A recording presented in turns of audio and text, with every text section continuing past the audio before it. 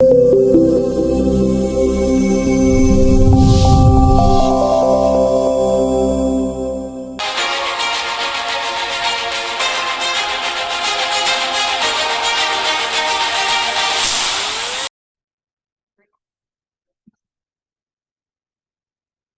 everyone, welcome to CNA, the daily newspaper analysis. So today we are back with the following content of list to discuss. So let's start.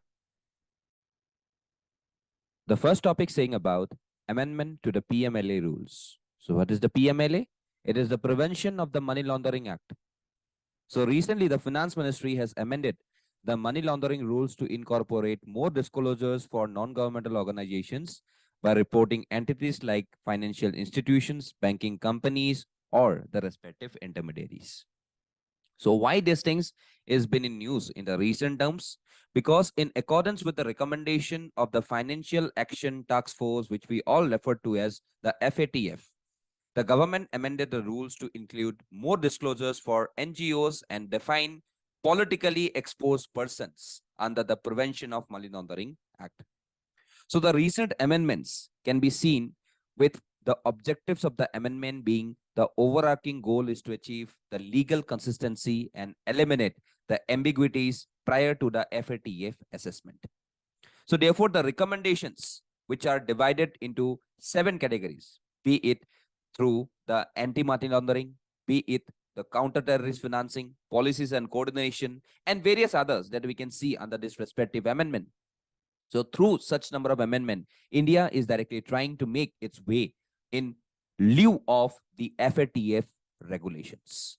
So therefore, the move to define the politically exposed person under PMLA is intended to bring the consistency with the Reserve Bank of India 2008 circular for KYC norms or anti-money laundering standards for banks and financial institutions, which define the PEPs in accordance with the FATF norms. So what is this PEP? I just have told about the politically exposed persons. So therefore, the amendments are significant in the light of the proposed FATF assessment, which is expected later this year. So India's assessment is likely to be discussed in the plenary meeting in June, with the possible on-site assessment scheduled for November. So therefore, today, through such number of amendment, we are trying to define the PEPs in this particular regulation. So now you might be curious about that who are the people who are associated with this PEPs, or who are the people who are said to be the politically exposed persons. So these are individuals who have been entrusted with prominent public functions by a foreign country, including the heads of the states or governments, senior politicians, senior government or judicial or military officers, senior executives of the state-owned corporations, and important political party officials. So these people are to be known as politically exposed persons. So therefore, today, such number of amendment is a very immediate necessity for we to be very much stronger against such number of regulations which is impacting our respective country's economy and also monitoring the worldwide respectively element of money laundering. So that is, we can see in the recent amendment that has been discussed under this respective article. So let's start with the next one. Coming to this particular category of India-US to launch a semiconductor subcommittee. So recently, why it has been news? Because India and United States signed a memorandum of understanding that will pave the way to create a semiconductor subcommittee under the commercial dialogue between the US Department of Commerce and US and India's Ministry of Electronics and Information Technology. So the semiconductor subcommittee will be led by the Department of Commerce for the US side, and for our side, it is from the MeitY. And this committee will convene its first engagement in mid-year to review recommendations from the Joint Industry League Task Force, launching with the connection of ICET, which is Initiative on Critical and Engaging Technologies. So this particular ICET was launched in 2022, and it is an intergovernmental initiative between US and India, which is main objective is to elevate and expand strategic technology partnership and defense industrial cooperation between the country's government, business, and academic institutions. So therefore, this move is very essential to reduce India's dependencies on China and Taiwan. So therefore, today we could see that such number of semiconductors necessity are significant in our country because from automobiles to electronic goods and all smartphones, semiconductors are required. So since the semiconductor chips are made from silicon, one of the most available substances on earth, and are fitted into microcircuits that powers electronic goods and components, and therefore the raw materials mostly comes from states or countries like Japan as well as Mexico. So such type of agreement will help to promote business. It will also boost the opportunity to become a leader, and it will make the industries self-reliant on their respective categories. So therefore, such number of subcommittee will directly enhance the cooperation between India and US with respective to the semiconductor. Okay, which is an important ingredient for every forms of equipments and technologies that we are directly making it today. Okay, chalo, next पे आते हैं. Cow shelter market dunks based formulations for farming. So it has been saying about the goshalas, which are the cow shelters, can become a major supplies of input for natural farming. So recently it has been said that through the concerted efforts of the government, private players, and entrepreneurs, the natural farming can be improved in the particular country. We know that we have got the highest livestock in the world.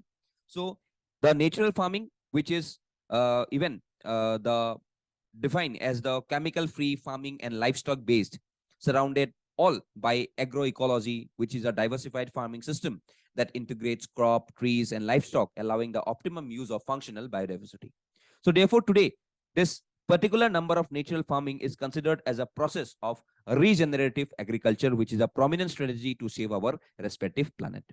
So therefore, we know that natural farming has got its lot many number of significance, be it the minimized cost of production, be it ensuring better health, be it employment generation, and also environmental conservation and livestock sustainability is one of the prominent important things associated with this particular number of natural farming. So today, though we have got various number of initiatives, that is related initiatives, be it the submission on agroforestry, the National Mission on Sustainable Agriculture, Pradhan Mantri Krishi Sinchai Yojana, Green India Mission, Rainfed Area Development. So all these are very much important aspect of natural farming.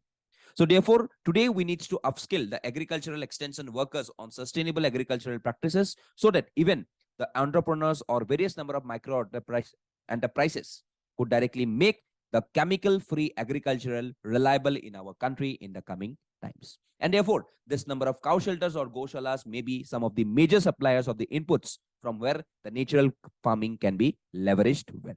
Okay. Next, landslide atlas of India. So we know about the problem of landslides in our country. So with the steady rise in the number of extreme weather events, especially heavy rainfall capable of triggering landslide and floods, the ISRO recently released the landslide atlas of India, and it's a detailed guide identifying landslide hotspots in the country. So this is respectively the map published by ISRO. So you can see the locations of landslides in all these locations that are very much prominent towards the landslide activities. Okay, so today we know that landslides are natural disasters occurring mainly in mountainous terrains where there are conducive conditions like soil, rock, geology, as well as slope.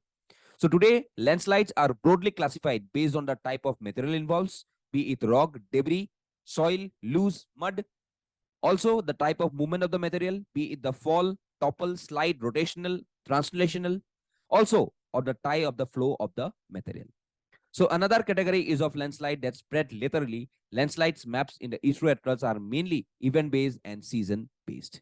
So what causes these landslides? We know about the natural factors, anthropogenic factors, other influential factors, be it the faults in some of the hill slopes, drainage, soil texture, depth, and weathering of various number of rocks. So today we know that the prones of India to landslide is the top 5 landslide prone countries globally is also one of the country is also India. So we can see that in India, at least one death per 100 square kilometer is reported in a year due to a landslide event. So today, if I see about the Himalayas and the Western Ghats, the northeastern states, so all are basically forming under this respective landslides areas. So therefore, the environmental impact assessment should be a proper implementation, and therefore to minimize the impact of landslide, we have to go ahead with this particular process. So today, you have also to involve the locally people or the locally available trained manpower so as to intensify the hazard reduction and also creating various number of public awareness programs. So in that way, we can directly say about that the trigger of landslides can be reduced to a very far extent, and we can save some of the precious lives as well as properties. Okay, so that is the case with respective to the landslide atlas of India. So please do remember this map, okay, which has been recently published by USRO. Okay. Next, coming to the editorial, old pension system will take the poor and give to the rich. So the issue is basically related to public finances. The main issue circulating is public finances. So recently, the return to the old pension system has been proposed by various sections of people. So OPS, that is the old pension scheme, is a pay-as-you-go scheme. So the contribution of the current government employees are used to fund the pension liabilities of the past. So you can see in OPS, the employees are guaranteed an amount equivalent to 50% of their last salary in perpetuity. So the NPS was established by the NDA government in 2003, and it was defined contribution scheme. And the employees invest a certain fraction of their salary that is complemented by a contribution from the respective government. So today, there are various number of arguments against the OPS, that is the old pension scheme. Supposedly, the old pension scheme will give some of the fiscal implications. Okay. Also, you can see that in Rajasthan, the state's expenditure on pension as a percentage of its own tax revenue is around 28%. And in contrast, for example, in Maharashtra, the same percentage is around 14%. So states will have to cut down their expenses, and expenses on health, education, and other long-term assets will naturally be the first one to go. So the losers will be the majority of the poor people who will be denied basic services and support from the respective state. So the winners will be the minority of the wealthy government employees. So there is a rare example of a policy that explicitly talks about the wealth of the poor to distribute it to the rich. So the retiring government employees are amongst the top 5% of income earners in our country. So finally, the 6th and the 7th pay commissions revised the salaries of the government employees upwards, assuming that they would be under the NPS. Therefore, any switch to OPS now is a breach of trust of all citizens. But now it has been argued that how this old pension scheme can make political sense. So see, there can be two explanations. One is very much of fruitful and other one is very much of disturbing. So we can see that freebies are not mutually exclusive. Parties desperate to win elections are promising everything to everyone. And in the short run, they may even fulfill their respective promise. So finally, they will cut down on expenditures such as defense and healthcare. And if the current dispensation at the center is re-elected, opposition parties will inherit an even better fiscal situation when they eventually come back to power. So parties may also have miscalculated the political cost and benefits of OPS. So the opposition has realized that the main obstacle is in quest for power at the center is the last mile delivery of welfare schemes. So the success of these schemes are eventually resting on the ability of the lowest layer of government employee to deliver their respective schemes. So therefore, old pension scheme may incentivize the government employees to sabotage these welfare schemes and to move ahead with the old pension scheme system.